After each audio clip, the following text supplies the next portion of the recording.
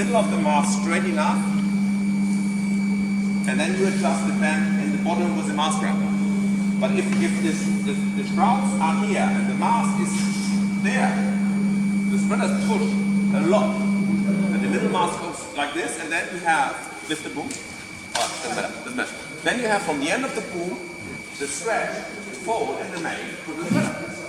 And the fold is just because the sail cannot keep the full shape, but goes the straightest way, which means a fold. But the shape is shifted. So when you rake a lot, this comes back. That's the problem. You see what do assemblies do? They have fixed shrouds here. And when they do more mast rake, before the race, the crew is climbing up on the mast and does the screws and makes the spreader straighter. With more mast rake, spreader straighter to avoid the mast bending like hell in the middle. That's why they all go up on the mast and adjust the shrouds. So we do the same by moving back. It's exactly the same. On the 470 boom for 10 years. Yeah. Adjusting spreaders. Yeah, so you know what Yeah. That's exactly. So this is very convenient. You either do a mast rake the spreader straighter, or Yeah, it's the same thing. and who started with this? Who is a good sailmaker knows what to do? Boys Müller. The Boys Müller boats always had tracks here.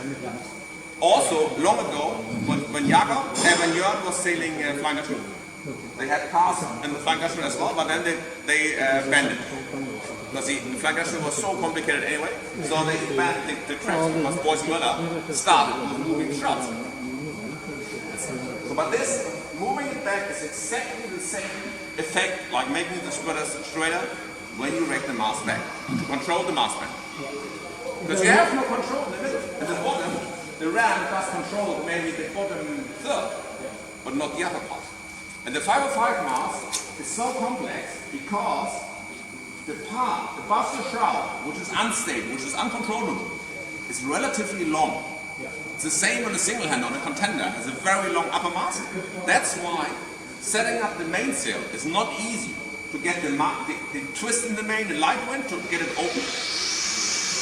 So you bend the mast to maximum in light wind to twist the mainsail. But the top part is still straight? Yes, it's. That's why with this special mast dimension 505, it would work super difficult if you made the top of the main wider and had more rope and a longer backing or pulling backing. The mast will be very uncontrollable.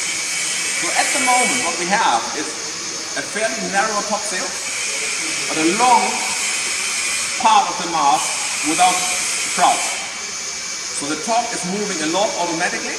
That's why it's so critical and difficult to set up the mast. If the spreader is too long and the mast gets too stiff sideways, in the middle, the top mast will not move.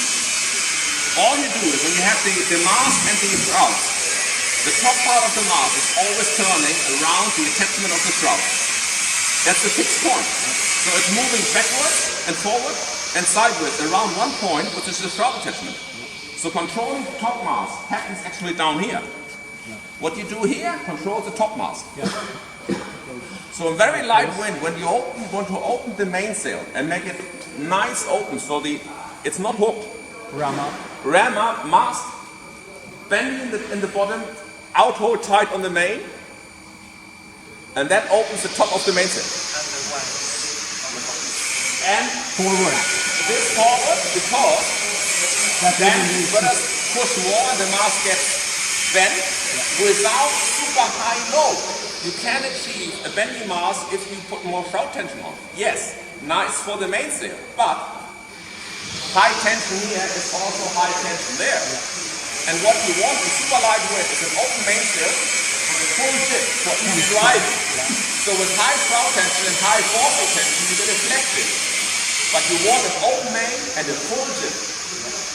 So, like the whole life, especially with wives, it's a compromise. So, it's not easy. The 505 rig is way more complex than it looks. Even worse, for example, is a 49er mast. Because it has three pairs of, it has lowers, main shrouds and upper shrouds.